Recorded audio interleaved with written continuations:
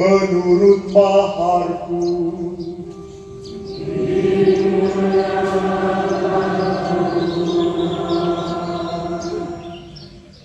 Pada suatu hari, serombongan orang Farisi dan beberapa ahli Taurat dari Yerusalem datang menemui Yesus.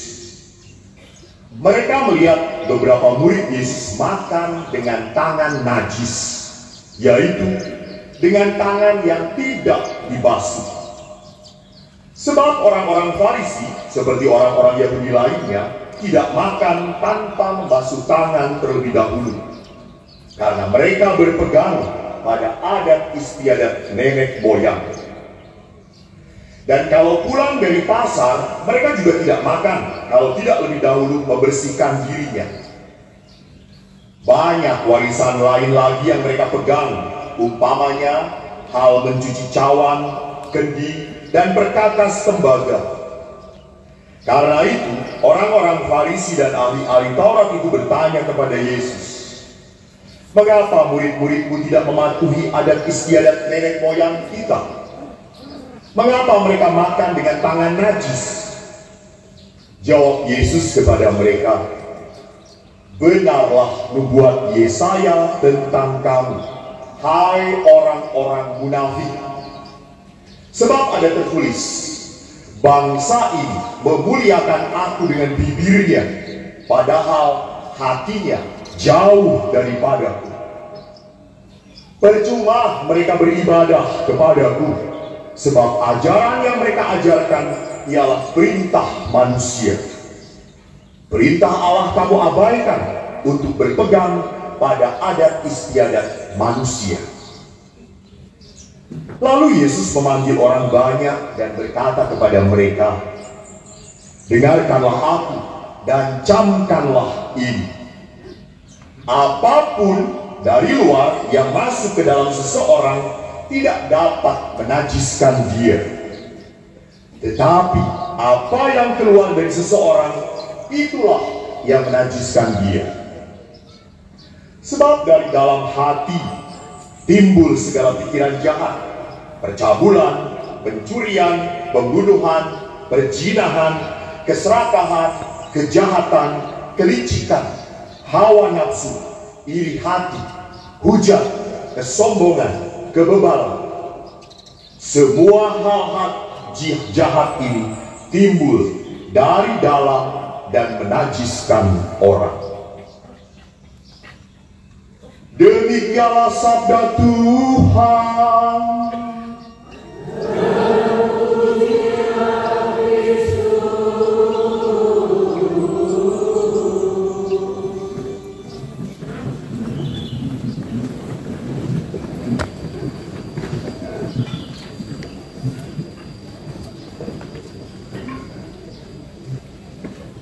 Bapak, Ibu, saudara-saudari yang terkasih, Injil hari ini jelas sekali.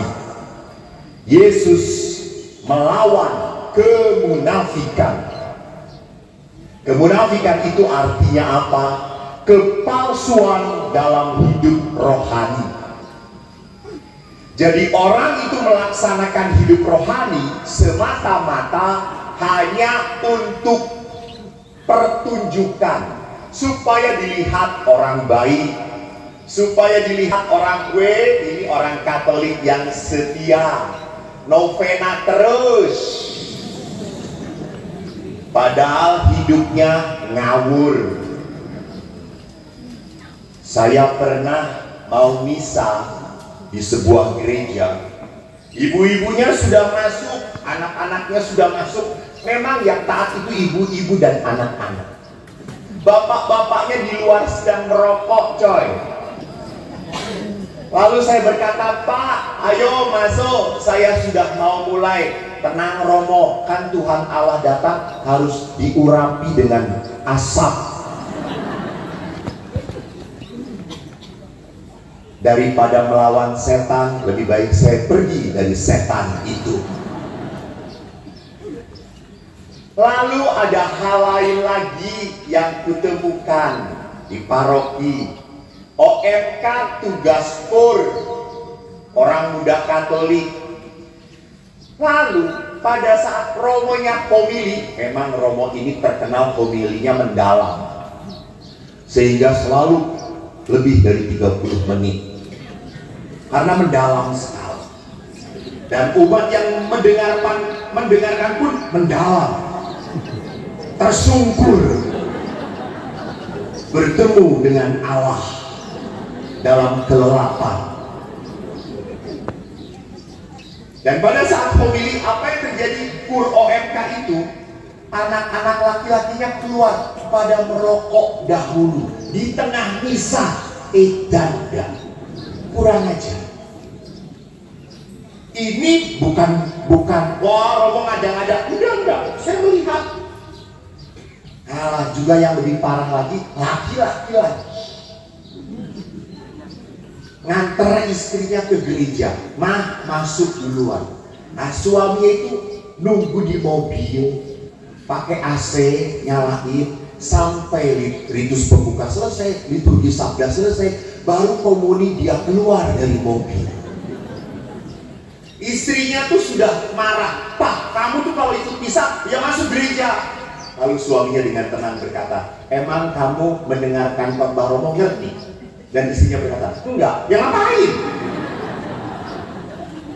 Lebih baik di luar adem, gak marah-marah. Kamu di gereja marah-marah. Romo ini ngomongnya kerasukan setan, gak berhenti-berhenti. Nah, saya di mobil adem, tenang, menerima komuni, hening." Apakah seperti itukah hidup beragama kita?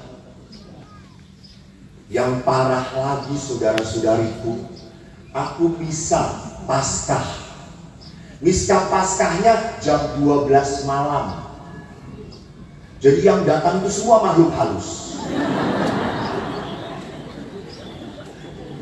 Anak-anak OMK memang misa OMK. Lalu kan Anda tahu misa Paskah itu minimal 2 jam. Karena panjang. Ada upacara cahaya, ada upacara air, lalu kan ada pembaruan janji baptis. Nah, biasanya kan terlalu panjang. Jam 12 itu berarti sekitar jam setengah 2. Setengah 2 saya harus memberikan percikan. Lalu anak-anak bangun. Kan selalu nyanyinya kalau pas percikan adalah apa nyanyinya? Syukur kepadamu. Nah itu. Saya itu percikan. Tiba-tiba pada saat saya percikan, ada anak muda yang sedang tertunduk. Saya percikin, biasa aja. Eko ini nggak pernah iseng. Saya percikin, mungkin dia kaget. Pas dipercikin, dia langsung teriak, "Anjing!"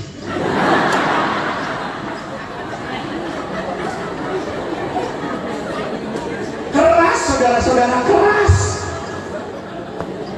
Lalu pada saat saya dengar dia teriak anjing, saya percikin makin banyak gitu ya. Supaya keluar roh jahatnya. Lalu dia tertunduk. Bapak Ibu lihat, inilah yang disebut dengan apa? Kepalsuan dalam hidup rohani. Bisa terjadi saya pun datang ke sini, mau ke Gua Maria ini terlambat, cepet. Apalagi kalau di depan kita yang naik motor emak-emak. Emak-emak adalah makhluk paling benar di dunia. Tuh. Saya aja potret nggak berani melawan emak-emak, ditarik-tarik saya diem aja. Udah, daripada dikampleng sama mama. Emak-emak adalah makhluk benar setelah Tuhan Allah. Jadi kalau emak-emak itu sudah naik motor di tengah-tengah, di klakson seperti apapun, tenang coy. Indomaret di kiri, sen kanan, ke kiri tetap. Dan Anda udah mau tergesa-gesa, Anda memaki-maki, ini orang mau apa? Saya mau ke gerejanya sampai macet kayak gini, gak bisa, dasar mama. Saya maki. Tetapi setelah di gereja, saya berdoa, Tuhan, saya bersyukur atas kehidupan. Terima kasih atas berkat. Apakah itu ucapan seorang yang hidup di dalam Tuhan? Bapak Ibu, kita sering sebagai orang Katolik punya iman, ya, tapi kita tidak beriman. Kita punya iman, tapi tidak beriman. Kalau punya iman tuh, ya sudah, memang saya Katolik, itu punya iman. Tapi kalau beriman itu berarti apa? Hidupnya sungguh diwarnai dengan kepercayaan dan penyerahan diri kepada Tuhan. Maka tadi Yesus berkata apa? Bangsa ini, ahli Taurat dan orang Farisi ini memuliakan Allah dengan bibirnya, hatinya jauh dari Tuhan. Jadi Allah itu ingin melihat apa? Hati manusia. Yesus itu mau mengubah hati manusia. Maka Yesus lihat di dalam Injil Matius bab 6, khotbah di bukit, Yesus berkata apa? Janganlah berdoa seperti orang munafik, panjang-panjang. Kalau kamu berpuasa, janganlah muram mukamu.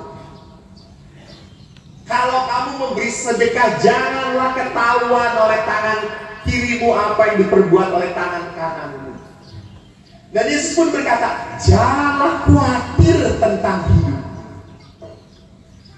Kata-kata ini mau mengatakan apa? Hati kita harus dibereskan, harus dibenerin. Kenapa? Tadi di dalam Injil jelas, dari dalam hati timbul segala pikiran jahat, percabulan, pencurian, pembunuhan, dan seterusnya.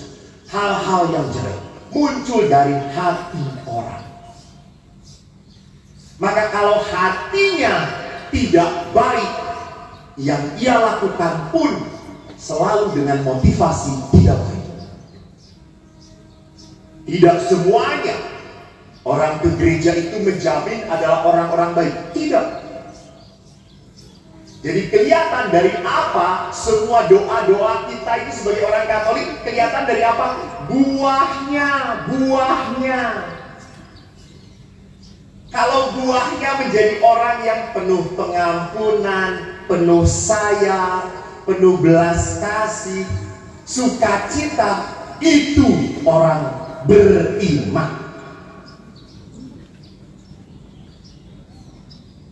Nanti kita lihat saat kolekte. Lihat aja nyabut berapa Anda. Kalau Anda cuma nyabut 10.000 atau 20.000, Anda orang punya iman tapi tidak beriman.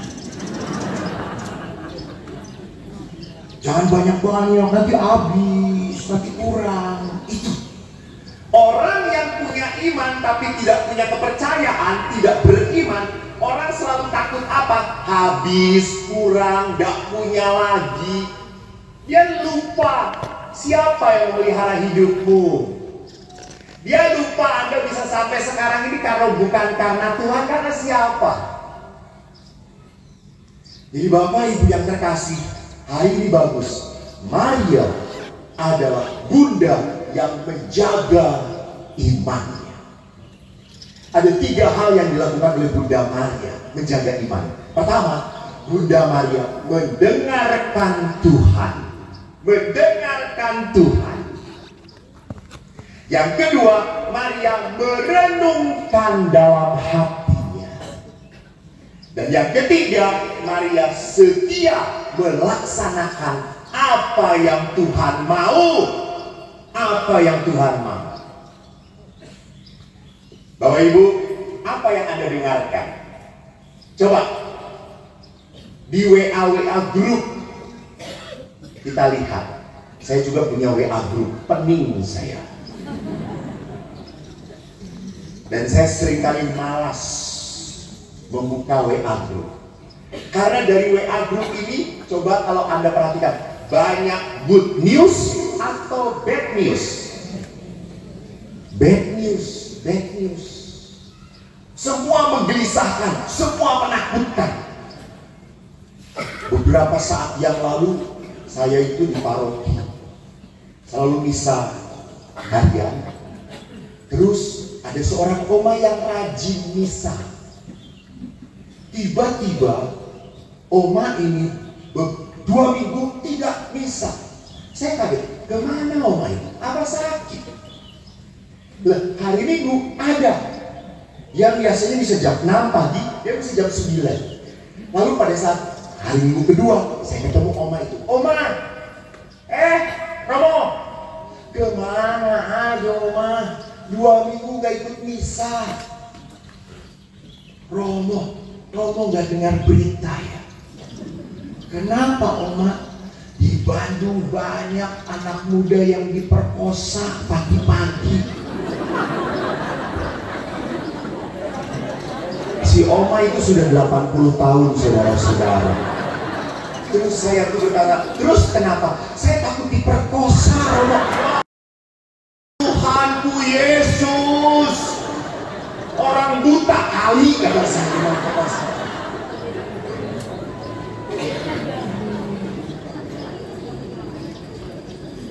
Dia terlalu banyak mendengarkan hal-hal yang buruk. Maka apa yang terjadi? Pikirannya pun dipenuhi dengan ketakutan, kegelisahan, kecemasan. Jadi Bapak Ibu, tolonglah. Anda tuh mau memasukkan ke hati Anda, dipilih. Jangan semua dimasukin. Jengkel, marah, kesel. Udah. Belajar untuk punya hati yang sukacita. Jangan punya hati yang suka kesel.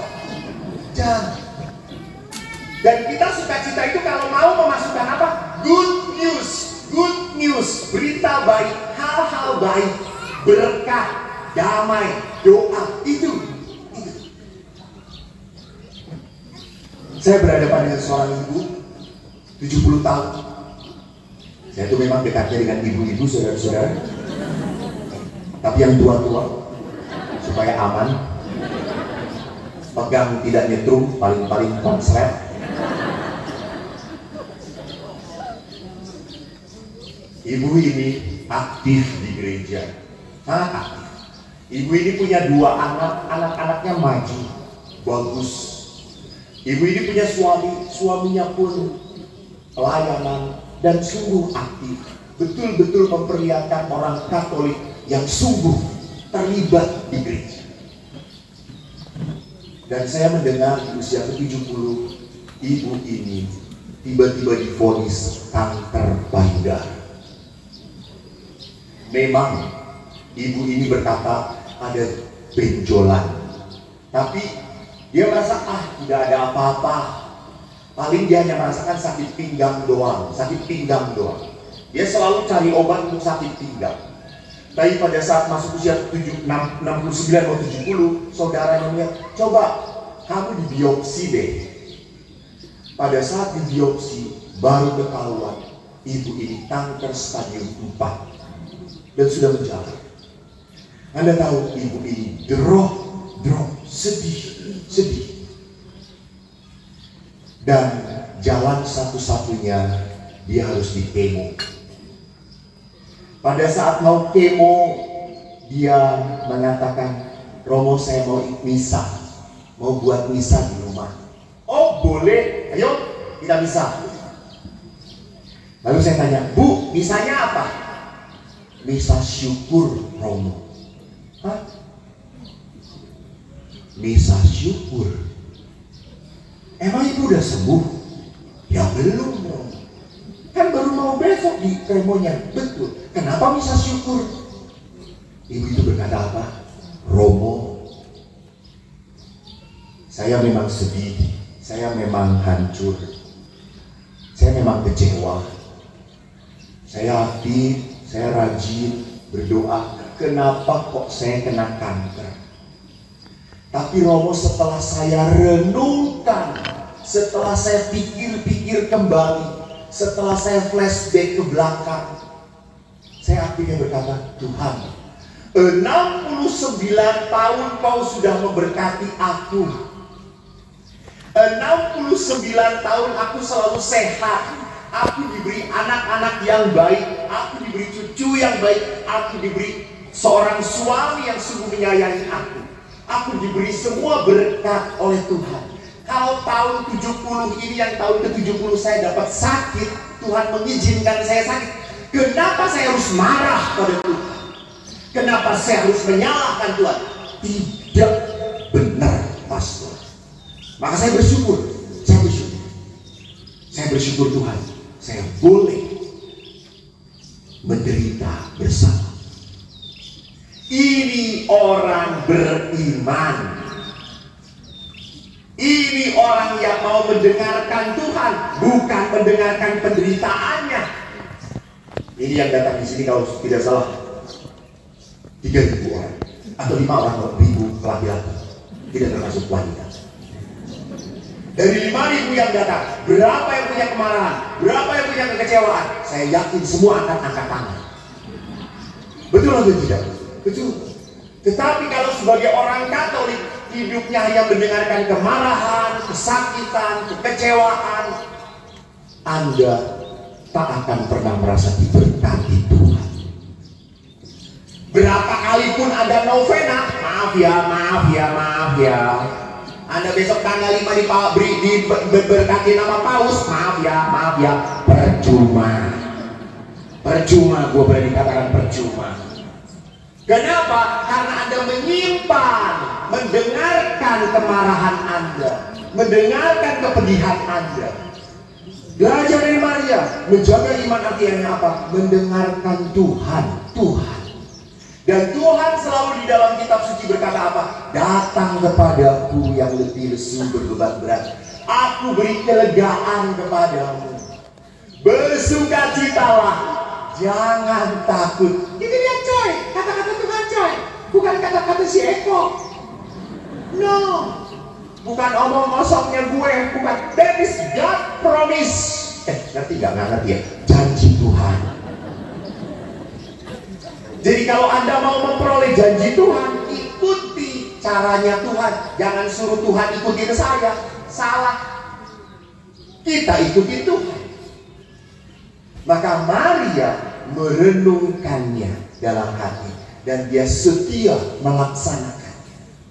Karena tahu, pada saat saya berani melaksanakan apa yang Tuhan mau, selalu akan membawa apa? Damai, sukacita.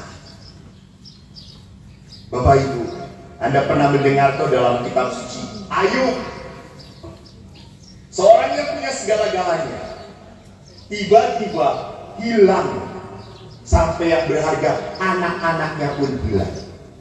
Di dalam kitab suci, apakah Ayub mengeluh? Coba jawab sebentar. Ini kelihatan jarang baca. Apakah Ayub mengeluh? Saya ulangi. Apakah Ayub mengeluh? Anda tidak pernah baca kitab suci.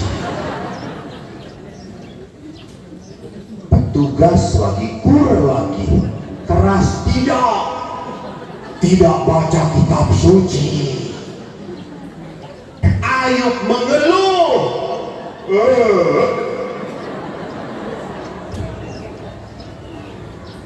Ayub mengeluh, tetapi Ayub awalnya dasar mak nggak mau salah.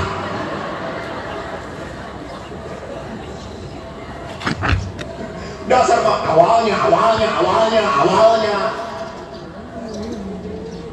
Mbok rendah hati, menang.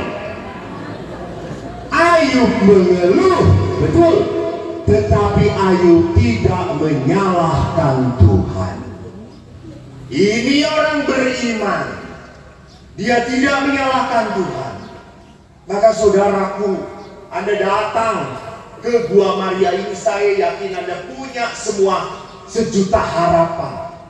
Minta disembuhkan, minta dibebaskan dari beban, minta dilunasi hutang. Padahal yang hutang Anda, Tuhan yang suruh melunasi. Kurang ajar gak ya? Kampret Anda ini.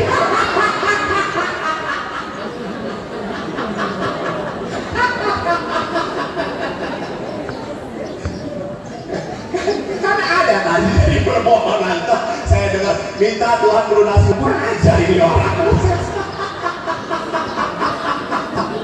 Dia yang dapat untung, Tuhan yang menderita. Ya oke lah, Tuhan kita baik, betul atau tidak? Karena ini adalah anak-anak kurang ajar. Saudaraku yang terkasih, apapun yang Anda bawa di dalam doa-doa Anda boleh mengeluh, boleh. Anda boleh bersedih, boleh. Di hadapan Bapamu, apapun boleh Anda lakukan. Hanya jangan menyalahkan Tuhan. Tuhan mau mendidik Anda. Bapak Ibu, terakhir saya tanya. Kur, salah jawab, tidak dapat komuni. Bajunya aja kompak, hatinya tidak kompak. Jawab dengan tegas. Apakah dalam hidup Anda percaya Tuhan baik? Saya ulang. Cukup sekali aja, Man.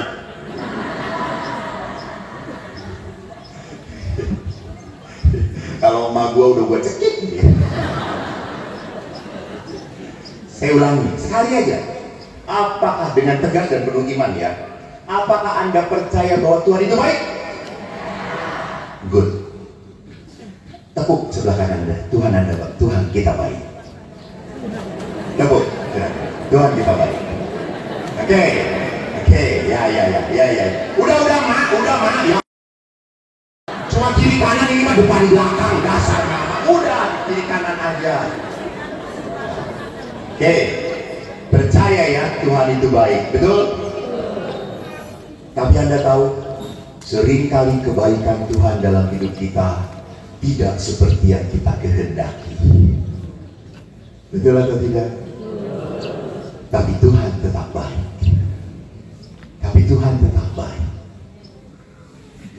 Jadi Allah itu baik bukan berarti Allah memberikan seperti percis yang kita mau. Saya nggak nanya.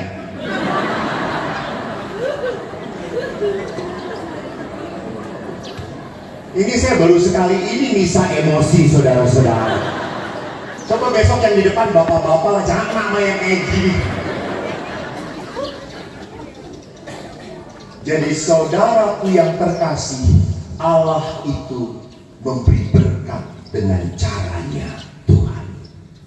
Dan kita baru bisa menerima kalau kita mempunyai hati seperti Bunda Maria.